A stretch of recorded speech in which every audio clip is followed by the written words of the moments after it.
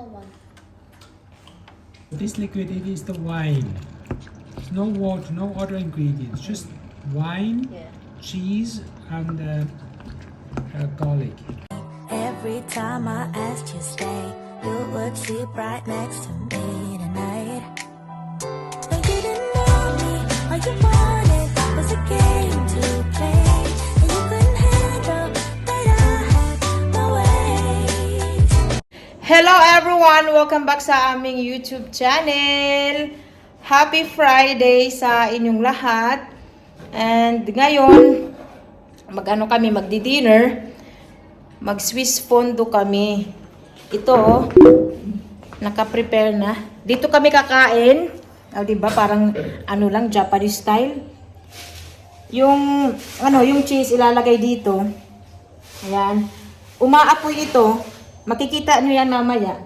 Para yung, yung cheese. Mainit. Yung pala, Swiss fondue, yan siya, melted cheese. Nila yan, national dish. And may kami dito, may salami. And itong isa, nakalimutan ko yung pangalan. Basta masarap yan. May dito, onion, ayan. Parang pinaka, yun? Side dish. Oo, ayan. Diba? Tapos may pa, may pa-wine pa. O diba, social. And si Mr. naghihiwa siya ng tinapay. Kasi ang fondue, yan, melted cheese, tapos may tinapay. Yung tinapay, mo siya, ilalagay doon sa cheese. Tapos gagamit ka nito. Ayan. Makita nyo yan mamaya kung paano kami kumain. Ayan. Puntahan natin si Mr. Ayan si Mr. Ito yung tinapay, oh. Ano to na tinapay, yung pang fondue talaga? For 4 person, it needs roughly 1 kilo bread. And you need to cut it here, the bread, into small pieces like this. Yes. But there should always be a hard part, because you go with the fork to the hard part, so that it's not falling down. On the cheese. Because it's falling down in the one. You need to pay the wine. If you lose the bread, you need to pay. The first one loses his bread, he needs to pay the wine. Okay.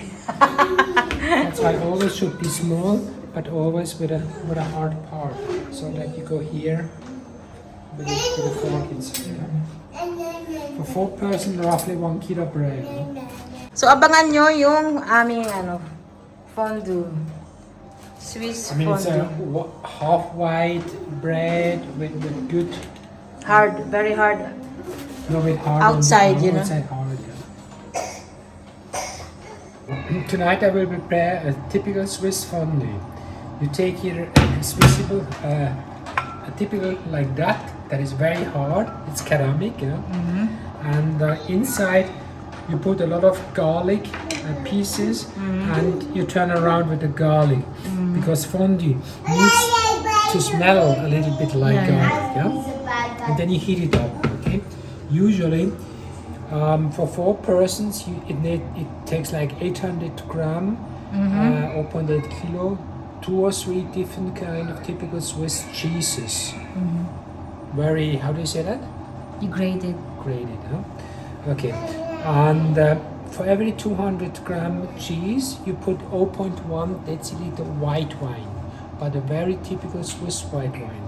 Okay, that if you do it fresh. But I have here a prefixed one, so that here is the cheese and the white wine, and also a little bit of cornstarch is inside, so that it comes together. Just put it here inside. You see now there's a liquidity, that is the wine. Yeah. Which is already inside. Huh? Mix already. It's mixed already. It's for 4 person, it's like 0.8 kilo, 3 different kind of Swiss cheeses, and 0.4 liter white wine. Huh? But a white wine, a Swiss white wine with a lot of acids. But here this is prefixed, so I just put it here inside, and then I heat it up. Okay, then I just heat it up. It takes maybe 10 minutes to heat it up. Huh? And then what you need is a typical wood like that. Okay, so here is everything, and now you see how it's cooking already. Yeah?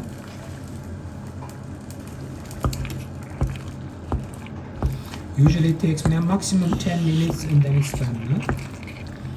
Yeah? And the cheese in the white wine, if you heat it up, it's getting melted. It's like a combination. It's getting melted. And there's a cornstalk in it which binds it as a whole. No? You will see it now. No? Ayan, nag-start ng mag-melt. So this liquid it is the wine.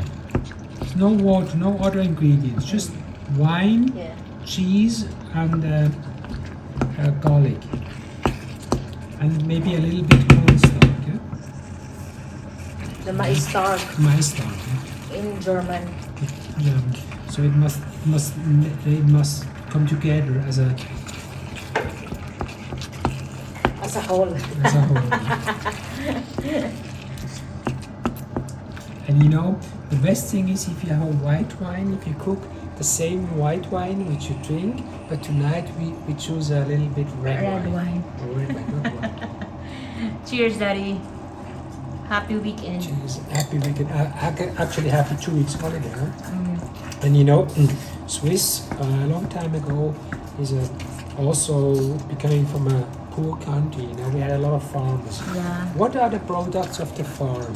Cheese, because cheese is created or established from the milk, from the cows. You know, and that the farmers had a lot of milk. What they produced cheese, and with cheese you had fondue.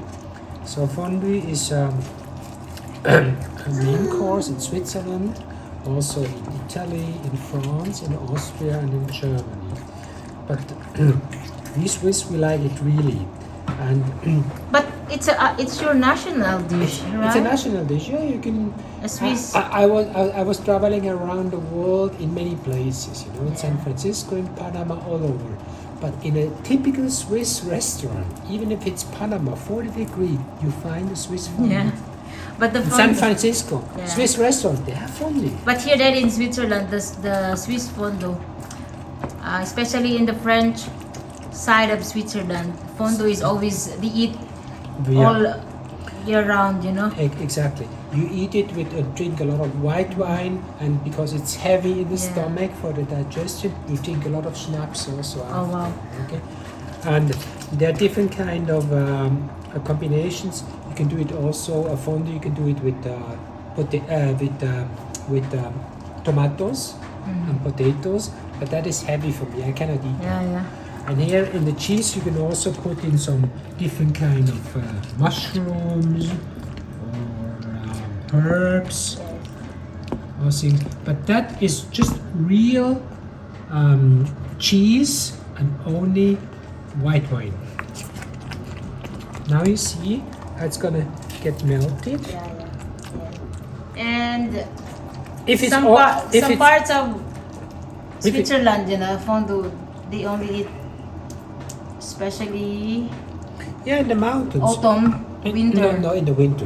In winter But season. I told you that the French side, they always eat Yeah, fondue, but in the other parts of Switzerland, it's special they eat only this in in win- autumn time and or in winter. in winter. If it's cold outside, you need to have something hot, really hot, which refreshes you up. Yeah. If you eat that with wine and schnapps, you get really excited, you know. Your body Your body. full of okay? energy. Full of energy. And now, the more It's like an energizer food. the more it cooks, the more it's getting like fine, like a soup. You know. You see that? Yes. Needs maybe 10-15 minutes. Now, don't forget to turn on the fire. on the Yeah. table. So after nito, ilalagay na namin to doon sa table, yung may apoy. Simple lang talaga siya. Ito kasi ano to nabibili sa mga grocery store. Ayan. You see, the more it gets hot, the more it's get like a soup. Easy. You see that? Yeah, it's Very easy. light, huh? It's easy to prepare. It's easy to prepare, even though if it's prefixed or if you cook it fresh. But it's easy to prepare, huh? Yeah. And one recommendation from my side: put a lot of garlic inside. Yeah. It needs to smell a little bit. You know? That is the best. Garlic in the cheese is the best. So, and now you see it's done. We can sit down and we can eat it. Huh? Okay. Kakain na kami. Wow, typical Swiss. Look at that. Swiss cheese fondue. Wow. This is now here on the table. There's a fire because it must get cooking all the ways. Huh? Then you just put it here on top. Ayan. Okay. So it still keep on. So, kailangan lang kumain. It does not stop cooking. Ayan, oh. Nakita niyo? Di ba? So, kailangan na namin kumain. Olivia, come on, we eat, kuya! That's how it looks like a little bit. Salami, prosciutto, bread, a little bit pepper, Baby, give me the bread, please. onions and cucumbers. So now we can start, huh? Eating time! Put the bread from here, the hard side, here in the big part. Bibi, hold on. Here, Thank you, baby. and then put it here inside. Like this. Turn it around. Don't lose the bread. If you lose the bread, you need to pay the white wine. Huh? That is very expensive. Huh? Then Yummy. just turn it around. Yummy. Oh, yummy. Yummy. Yummy. Swiss cheese fondue. Kain na, Bin. Mom, you gonna have some bacon? This one, prosciutto. Wait. I like bacon. I like also bacon. Ano siya sa prosciutto? This is yummy. This prosciutto di Parma. Yummy. Very expensive. When do you eat bacon again? Should buy again. Tomorrow. Wow. Thank you, Daddy, for cooking. And that's the motor. Actually, that is my Wait. working place. Sorry, my eating place for tonight. Working place. Wow. Huh? Yummy, Daddy. Yum.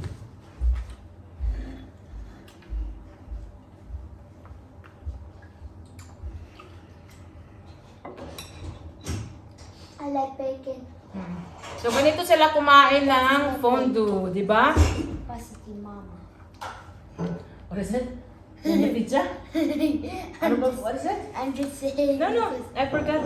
Pasiti mama. Ha? Casa di Mama. Casa di Mama, Casa di Papa. I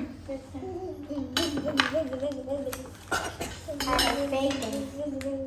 I mean, fondue you never should eat alone. Always with friends or family members because it's fun, you know? Yeah. And it takes a lot of time. Hindi tinanggal ni Mister. Sabi ko tanggalin ko. Sabi niya, wag na lang. And don't forget always to order a second bottle of white wine or red wine. Both the. Yeah. Is this for me or for you? Bibi, eat na bibi. Both. I got this and you got this. Where's my bacon? Eat it. Huh? Thank you. You want? Wow. You want to try fondue? You want to try, bibi? Ito ka. Ha? You want to try? Cheese? Just a small one. Ay, wag kasi may wine eh. Wow. Cheers, Daddy. Thank you, Daddy. Cheers, baby. Cheers, kuya. Happy fondue. Hi, Daddy. Cheers, kuya, mit baby. Mit ate. Just Oh, yummy wine. Good wine. Ikaw naman, bibi. and good bacon. Kain na.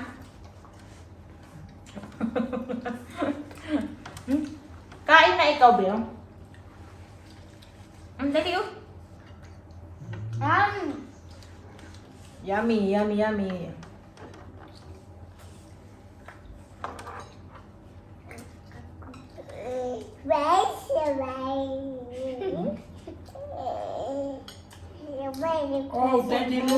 lost the bread, child. You pay the wine. I need to pay the wine. Where is all the bread? I lost my bread. Bibi, kain na, Be? Where? Actually, kumain na to siya. Nagluto lang ako para mayroon siyang kakainin din. You get a new one instead. Burn that one. Very good. It also looks like we are putting bread in slime. Imagine this fondue. You're up at the mountains of 1,600 or 1,800 meters high in the mountain. Outside it's -10, -15, -20. All white, cold. And there's a small fire in the house and you eat that. And you have a very, very nice charming guest. You have your family members or friends. Wow. Mommy. Good. Good, huh? You like it, kids? Mm-hmm. Ah? Imagine putting bread in slime. Lost the bread. Slime? Lost the bread. Look, Mommy, look. It's like slime. Right, Daddy? This slime is slime. It's not as light as cheese. Yeah, I know, but it looks like slime because it's gooey, because it's gooey, Daddy. Okay. Slime is gooey. Wee. Hoy, kain na. Baby. Bibi. I want to put the cheese on your water. Kain na, Bibi. Yeah, she wants to go to you. Daddy. You want to come to Telly? Yeah.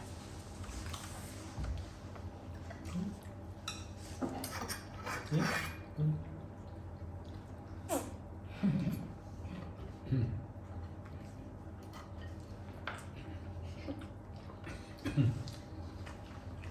Ellie, oh, yung food mo, Bibi. You did not eat the food. You did not eat the kids from you. Ah, there's a wine. Fondue is made of wine. Cheese mixed with wine, white wine. White wine. Because the white wine has the characteristics to melt the cheese. That is the special ingredients. The Aye. white wine is melting the cheese. No. Daddy, look what I'm making.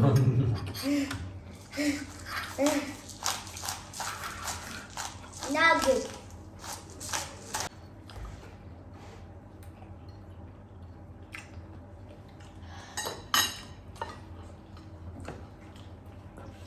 Where's my bacon? Ah, right.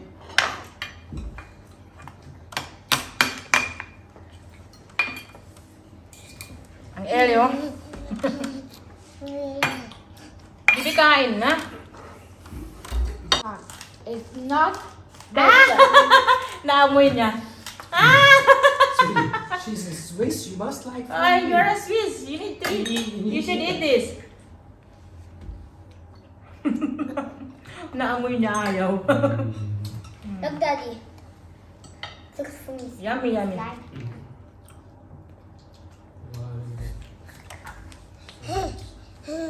Ay, bibilan. Ellie, no. Bibi. Hot. No. Really, Daddy? Daddy? Ayun na si Ellie. Can I put this? So, tatapusin ko na yung video. Yeah. Pinakita ko lang sa inyo kung paano kumain ng Swiss fondue. O, diba? Kiddo, si bye-bye, Habib. Bye-bye. Thank you for watching. Thank you for watching. See you sa next vlog, everyone. Bye bye. Enjoy the fondue. Yeah, Fondue.